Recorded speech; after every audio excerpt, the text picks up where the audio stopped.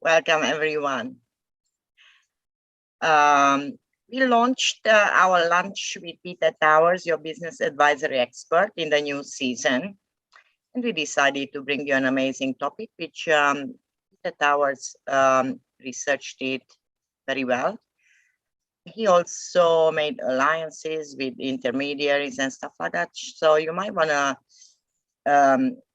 sit and listen to what Peter has to share with us. Welcome, Peter. Thank you very much, Priscilla. Good morning or afternoon, everyone. I'm very happy to be talking to you today.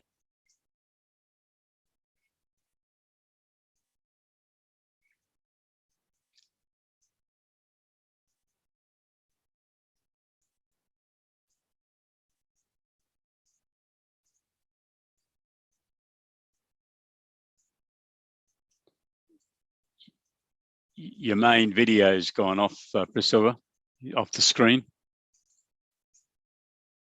Yes, we will be back. Let me know if my video is back. I can see you, but we can't see the PowerPoint slide. Can you see it now? No. No. Sorry about this. Something went a bit wrong because I wanted to launch it in the, and I'll be back with you in a minute. Okay. So let's see. Yep. I hope it's going to work now. Can you see? Yes, it's back on there now. That's it. That's thanks right. For your patience, guys. It's just trying to make sense of everything. Thanks for joining us, Peter. And I was trying to present that you have an amazing topic for us. And so we launched the new trends of alternative funding, capital raising, and we have the privilege to have Peter Towers with us live on these 8 sessions. Today we are at session number 2. And let's see what we are going to cover. So our exclusive interview is granted exclusively by Peter. We are so privileged to have him on our sessions. So today, we want to see that I am Priscilla B. Smith, tax agent, senior accountant partner at Cloud9 Associates, and Peter Towers is our business advisory expert. He's the director of SB's Tools, and he builds platforms and the tools and resources for accountants in these two, and resources for small business also. So this is who we are, and let's just get into it. So welcome, Peter, and topic for today. We decided that Peter is going to share with us his research on equity crowdsource funding, capital raising for small business. And today is part A. Now, in the following sessions, we're going to come back with part B. And after that, because we have 8 sessions to cover, we will talk about the business growth fund, government grants, government incentives, and other opportunities for small business. So, Peter, you've done intensive research on equity crowdsource funding. You've been on the ball since this funding opportunity arrived in Australia. And let's talk about, let's start with the start. What's the basic eligibility for equity crowdsource funding and capital raising for small business? Basically, Priscilla, it's available to a private company and an unlisted public company, as long as the group international turnover is less than $25 million in the previous 12 months. Or probably rephrasing that a little bit, at any time. It cannot be over $25 million. So that means the vast majority of SME businesses, companies, are eligible to consider applying to be a crowdsource funding equity raising company. Lovely. So let's go to the next question. So what is the gross asset limit for these companies? Yes, there's the bureaucracy had a good run on this because they also made it $25 million. So that's the two figures are completely different, of course. One's turnover, this one's the gross asset value. So that's the value of buildings, plant and equipment, debtors, cash in the bank, all that. If it's under $25 million, which it will be for a vast majority of SMEs, that's the second of the eligibility tests that a company has to comply with. Priscilla, I'm also emphasising that this is for companies, but some of our viewers, if you're running an SME business, you may be currently operating your business as a partnership or even a sole trader. You can roll over into a company if you wish to avail yourself of this opportunity of being able to utilise crowdsource funding equity raising to be able to raise capital direct from the public. Just go and talk to your accountant or talk to Priscilla, and Priscilla and other accountants, of course, will be able to assist you to look at the ramifications of doing that. There are some taxation issues, but you need advice to do that. But you could fairly quickly get yourself into a situation where you could also utilise crowdsource funding equity raising if you wish to do that. Exactly. So it's necessary to be a company, Australian resident company, is it? Yes. And we can set up those entities, companies, and we can switch from any other formation to a company in 24 hours. That's right. So it's easy to do, and we will assess and we'll help you to do that. So you were saying something, Peter? Oh, I think I'm happy to move on now to the next one. I think I've answered that. Thanks, Priscilla. Yeah, so now we go back to what's the key characteristics of companies wanting to utilize crowdsource funding, because small businesses are confused out there. So let's just give them the characteristics, the key ones. Yes, I think this is a mixture of legal requirements and the basic business requirements, Priscilla. Directors need to have a vision. You know, some people do have trouble getting out of bed of a morning and making decisions in their businesses. Well, I don't think this is for you, because you suddenly got this new group of people in your business who are not partners, but they're shareholders. And you need to have a vision. You need to be able to motivate and excite your leadership team to be able to get the business to run. So most people who want to raise capital want to use the money to scale up. They want to grow larger. So they need to make investments in additional facilities or in further research and development, in lodging patent applications for research that they've already done. So they've got this growth momentum about them. They might be too old, and too old could be more than 3 years of age, of course, or spent too much money, over $1 million on expenditure, or have too much income, over $200,000 on income. And you might say, what am I talking about? What I'm comparing there to is the early stage innovation company, which is the stablemate to crowdsource funding. It has these very strict requirements of being under 3 years of age, turnover under $200,000, expenditure under $1 million, where a company that has undertaking research and development may be too big. So that's why they could look at crowdsource funding equity raising. It's not quite as good as what the package that can be offered to an investor is out of early stage innovation company, but it's a great way to still be able to raise capital to commercialize your invention. I think businesses need to have a unique competitive advantage. They need to be aware of what separates them from their competitors. That's very important in the marketplace. I mentioned the leadership team.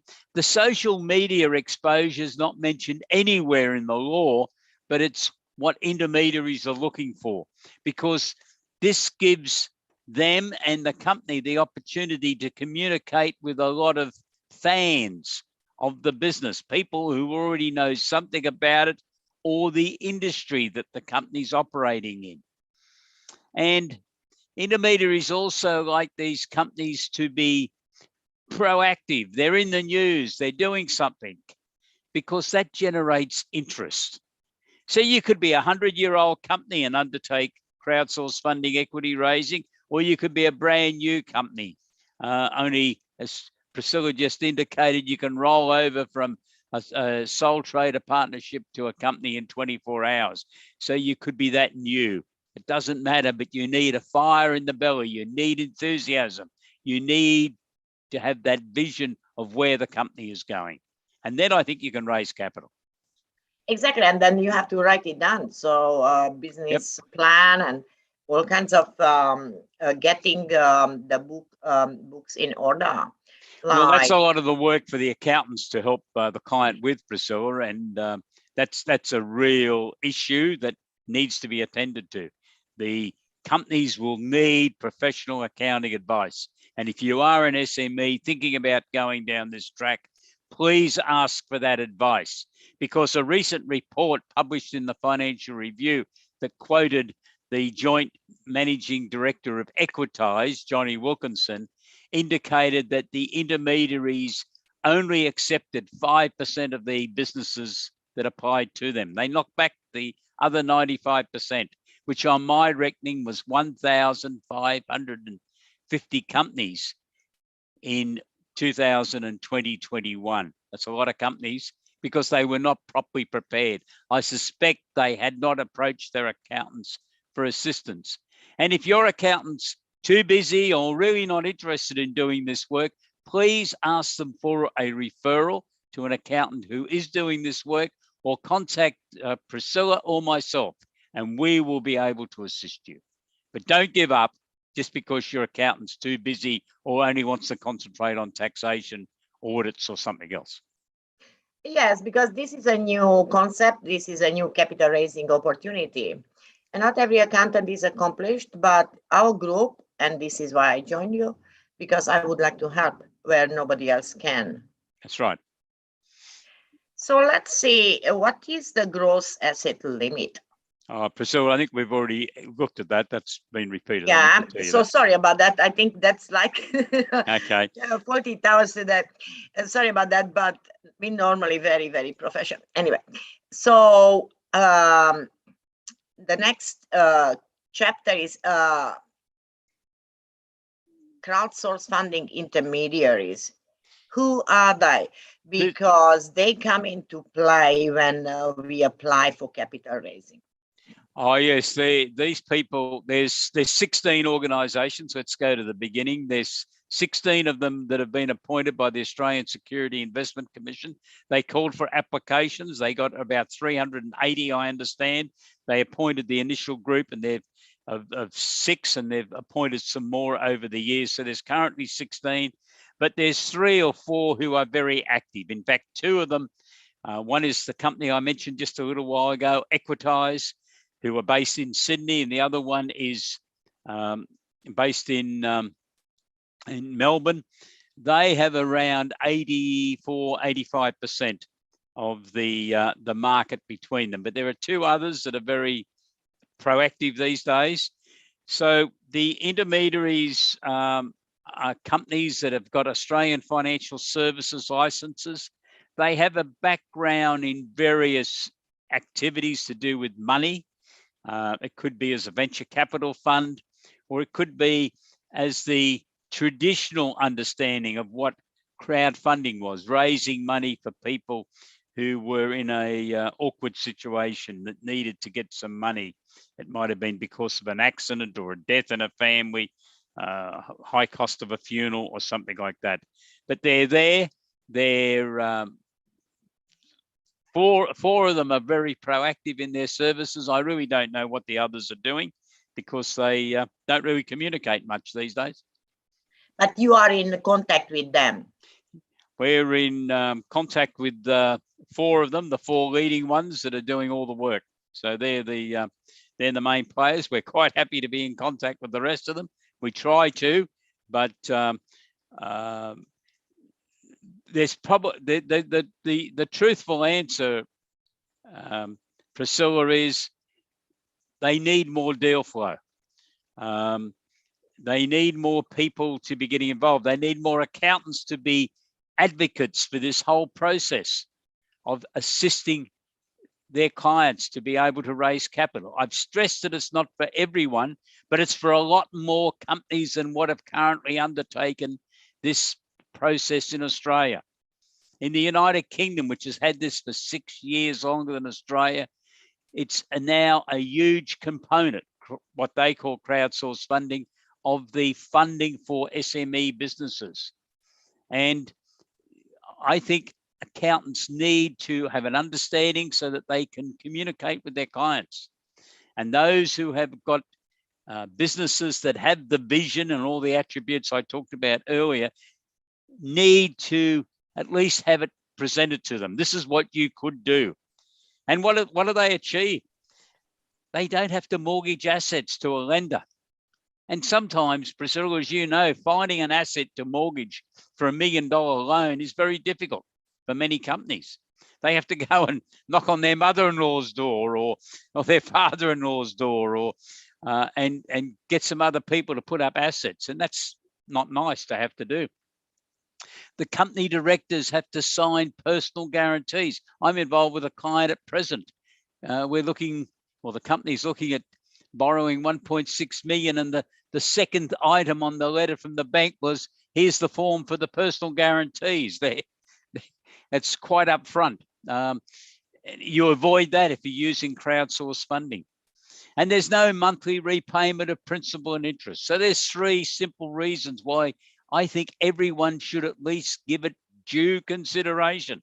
Now, at the end of it, they might be quite happy to mortgage assets and sign the personal guarantees and make the monthly repayments of principal and interest.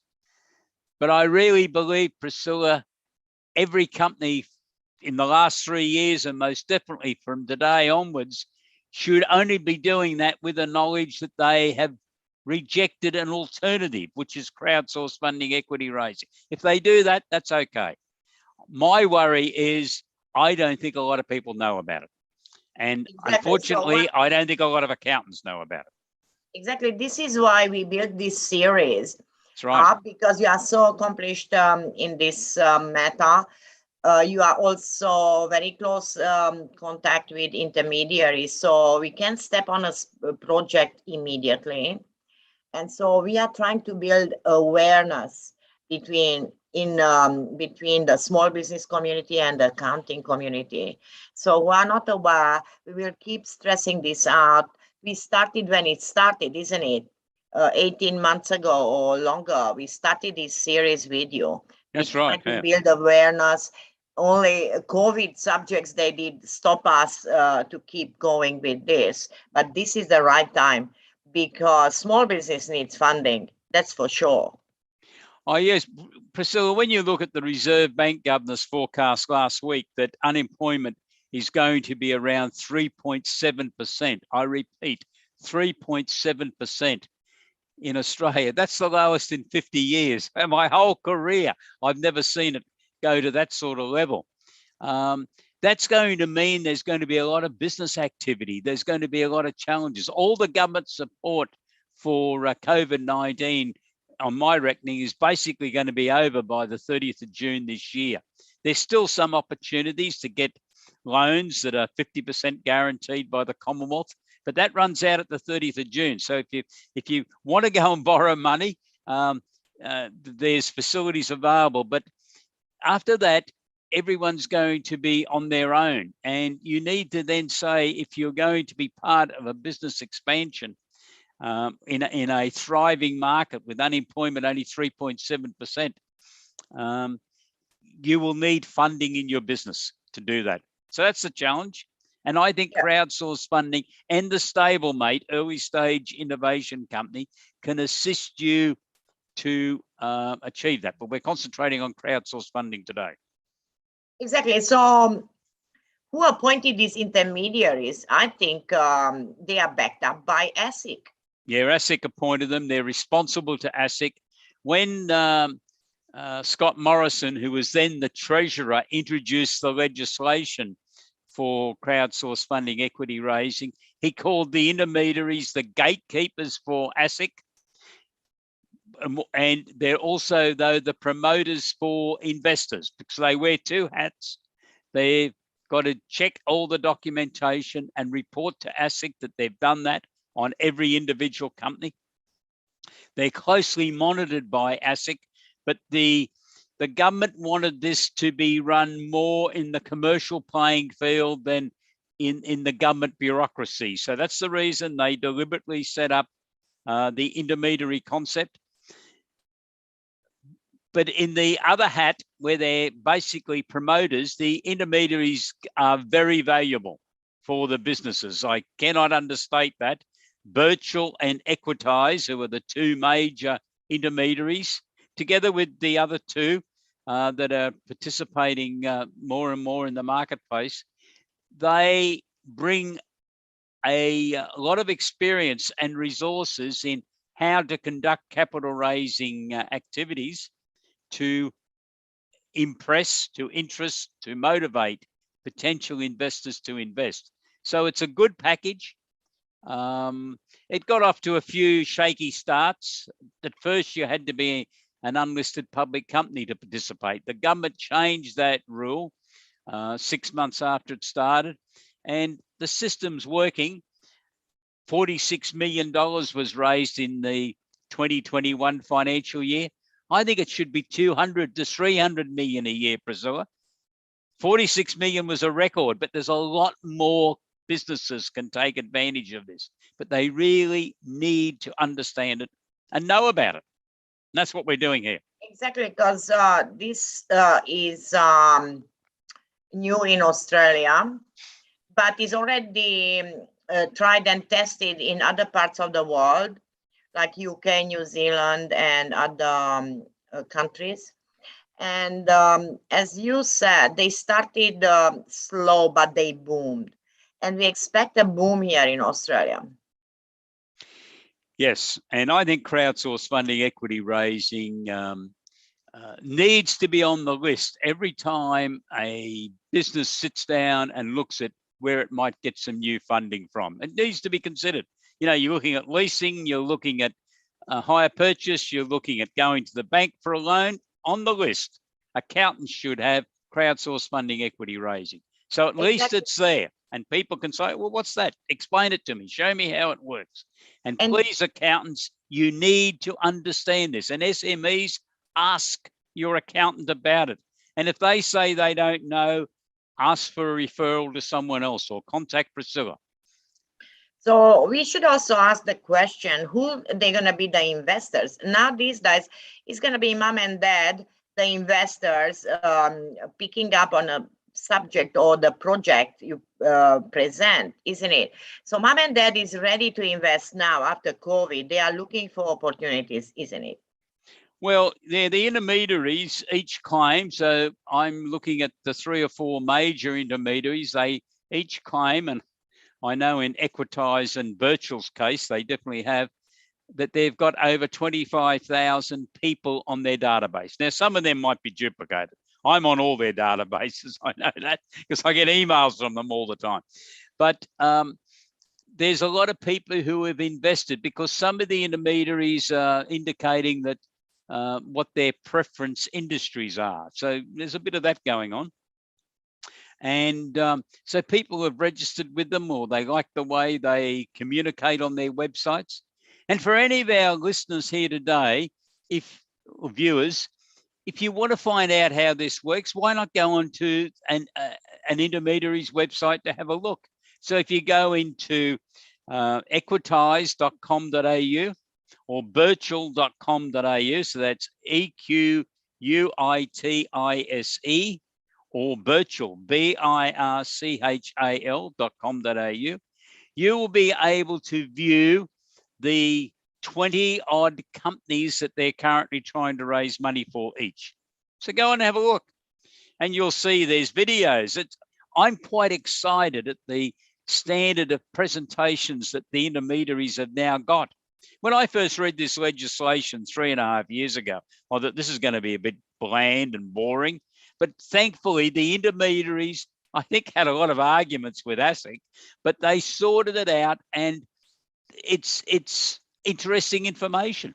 Now, sure, it's got a whole stack of documentation behind it, because a crowdsource funding offer document is not the most exciting thing. Neither is a prospectus for a public company. But they've got to be produced and they've got to be on show. You can read them. So it's a very democratic process. You can read everything on the website of the intermediary. So on part B, next session in 2 weeks' time, I think we're gonna include those links to the websites for them to actually be able to go there and see what we are talking about, and how serious the intermediaries are and how well established they are by now. As you said, some they are doing better, something, but you are in contact with them and you can enter in a project immediately, isn't it? That's right. Yes. So you've now asked, do the directors have a choice on who to appoint? Yes. The directors appoint the intermediary. When I'm acting for someone, we say, here's the list of 16, but here are the most active ones. And you can have a Zoom meeting with them, a telephone discussion, if you happen to be in Sydney or Melbourne, where their offices are, and subject to COVID restrictions, which finally are coming down. You could have a discussion with them, and you've got to make sure that the chemistry is right, Priscilla. This is a very serious appointment from a company director's point of view. They need to be appointing an intermediary organisation that they believe they can work with. Exactly. So the opportunity is we are trying to raise awareness, and we will actually broadcast the recordings of our sessions continuously to reach as much audience as we can in the midst of accountants and small business. And we will be here, and we are broadcasting this also live, sometimes on YouTube, sometimes on Facebook. So people can have the recording and go and listen to it again and again. So we will be active on this subject forever, isn't it, Peter? Because we believe in it. That's right. So now what the company has to do to prepare for this, documents needed, because we said how important it is in order the intermediaries not to reject the project, how serious a small business has to get to present these documents. Well, the documents are basically built around a business plan. So a company should have a business plan. And part of a business plan is a market review. What business are they in? Where's it going? What's its future? There should be a predictive accounting report then, which comprises budgets, cash flow forecasts, and projected balance sheets, so that what's contained in the business plan is then able to be put into a financial picture. This is what this company is going to look like in 1 year, 2 years, 3 years down the track, as long as we can implement what's in the business plan. That's very important. But the main document, Priscilla, is the crowdsource funding offer document. Now, this is the document that is specified in the Corporations Act, because all of the activities of a crowdsource funding equity raising company are governed by the Corporations Act. It has spelled out very clearly what has to be produced, and we have templates of that document so that it assists the person preparing them, who in the main, I think, should be an accountant who can assist the company. Some companies will have expertise within their directors who are able to prepare the documents, but most won't.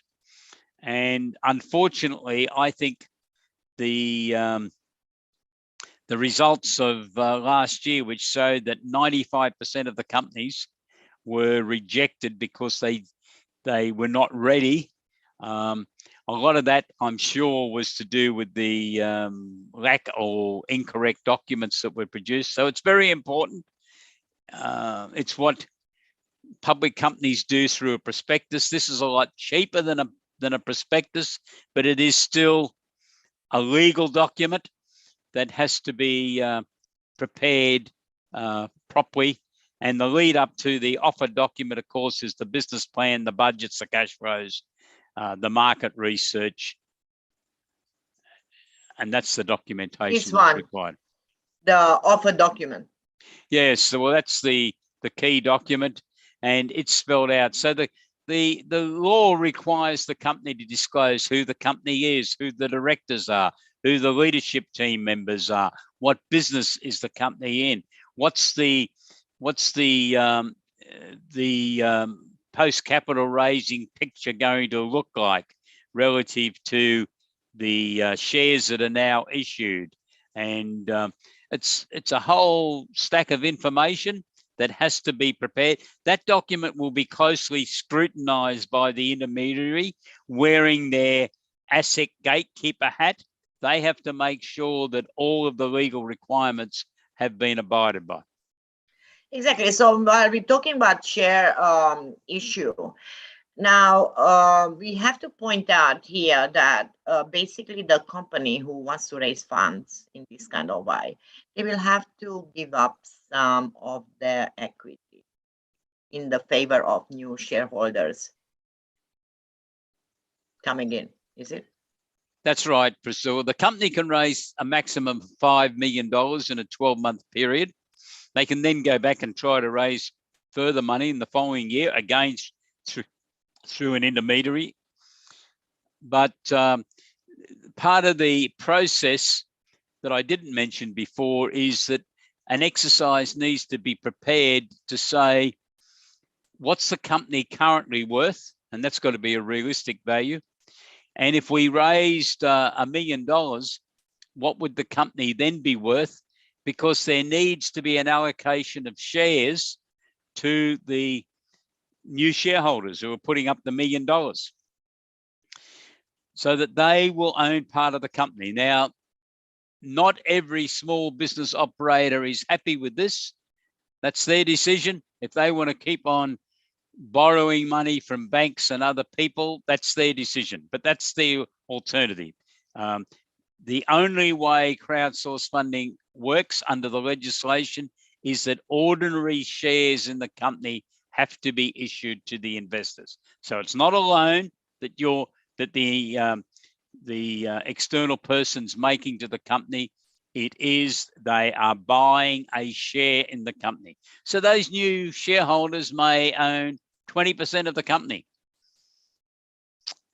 But in lots of cases, I would be saying to people running businesses at present, 80% of something real valuable and having cash in the bank to be able to do things might be a lot more important to you than 100% of a company that is struggling because you haven't got any cash flow. Mostly if the project looks viable, the project is exciting, and the project can help the society at large.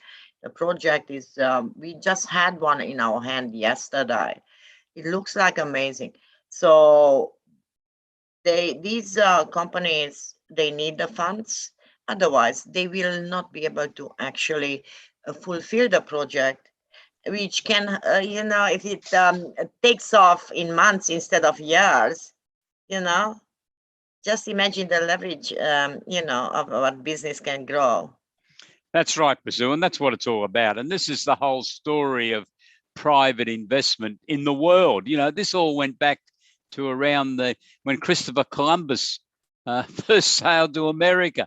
He did so for his patron, and his patron was the Queen of Spain, and she financed his trip.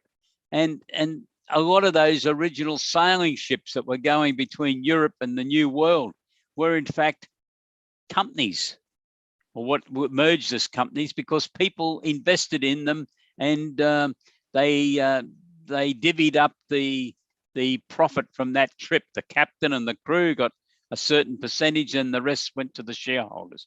It's basically the same thing, and it's the way corporations have been run for a long time. I know some people like owning 100%. If you can finance it yourself, that's great. But if you need to bring in other people, this is an opportunity. But please do so in a proper basis. You need a properly operating board of directors. You need to abide the law. And personally, I think every company raising capital in this manner should appoint an auditor, even though the law says you don't have to do it. That is, appoint an auditor until you have raised $3 million in crowdsource funding. That is an aggregate figure. So if you raise $1 million this year and 2.1 million next year, you then have to appoint an auditor. But I think even when you raise $1 million, you should then appoint an auditor. But not everyone agrees with that, Priscilla. That's right. So we're talking about how much we can raise in 12 months, but the process doesn't have to last 12 months, isn't it? We've seen millions raised in weeks or days. Yes, I was reading about one the other day that $3 million was raised in 3 days. $3 million in 3 days. That's fantastic. We have to point it out. Basically, the company doesn't have to wait for a year to be able to raise this. It can be raised nearly instantly.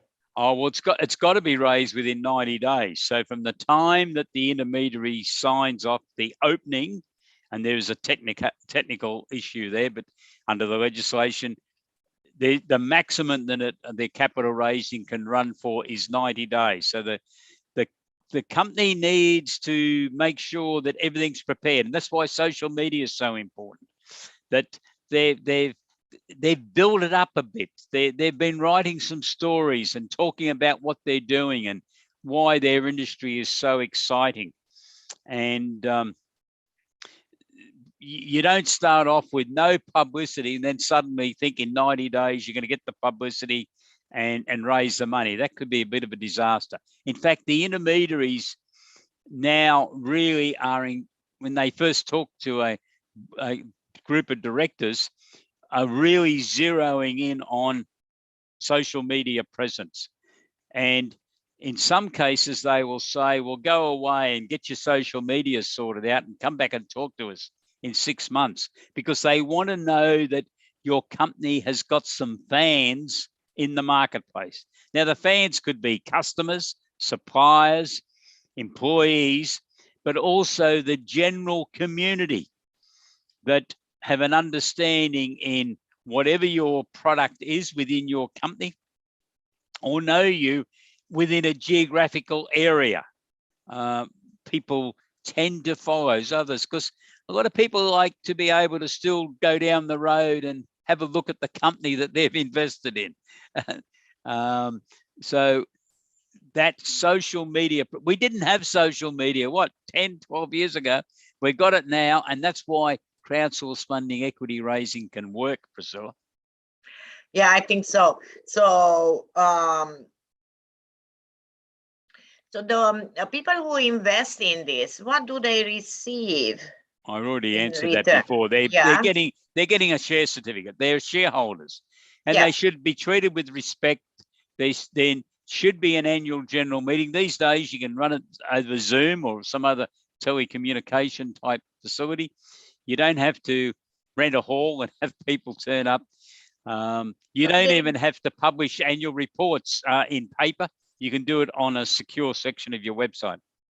So they became bona fide shareholders. That's what they become. Yeah, they become shareholders, and they're entitled to receive dividends if the company directors declare dividends. Yep. And if there's a takeover bid, they're all involved. You know, and they can buy and sell their shares. That's not as well defined as what a lot of us are hoping for. Mr. Morrison, when he introduced this legislation as Treasurer indicated he was appointing a special committee to advise on a market type situation, like a share market for these type of companies. I don't know what's happening on that. I haven't been able to find out much about that lately. Hopefully, after this election's out of the way, whoever is the government will give some attention to that issue. Yeah. So our next session coming up, we will cover part B on equity crowdsource funding, when Peter Tower is gonna go even deeper in these subjects. So we're gonna actually discuss the capital raising process, the post-capital raising process, what happens after, and opportunities for accountants to step in and offer this, or opportunities for accountants to help small business who wants to step in. So that is our next session, Peter. Anything to add? No, that will be interesting also, Priscilla. And I'll repeat what I've said before. I think it's very important to the accountants watching this video. This is part of helping your clients to really add value to their businesses. I think you should give them the courtesy that you have taken the time to add this product to your professional knowledge, so that at least you can give them advice, whether you want to be actually involved in assisting a client on this journey. That's your call, of course. But if you have a client who you determine is interested and potentially eligible for this, please give them encouragement to move on to someone else that can help them. And that could be Priscilla or me, of course. This is, we don't just raise awareness, we can actually help. That's right. And this is where you can find us. And just feel free to come in, because sometimes it's uncertainty out there. They were saying sometimes, oh, many people promise things, but they can't do it. Well, we can actually do it. That's right. So thanks for attending today. And we'll see you next time with our exclusive interview with Peter Towers, which is a privilege to have him live. Thank you very much, Priscilla. Thanks. You, the people who have watched this video. Stay safe and have a great day. We'll be back. Thanks, Peter. Thank you. Bye-bye.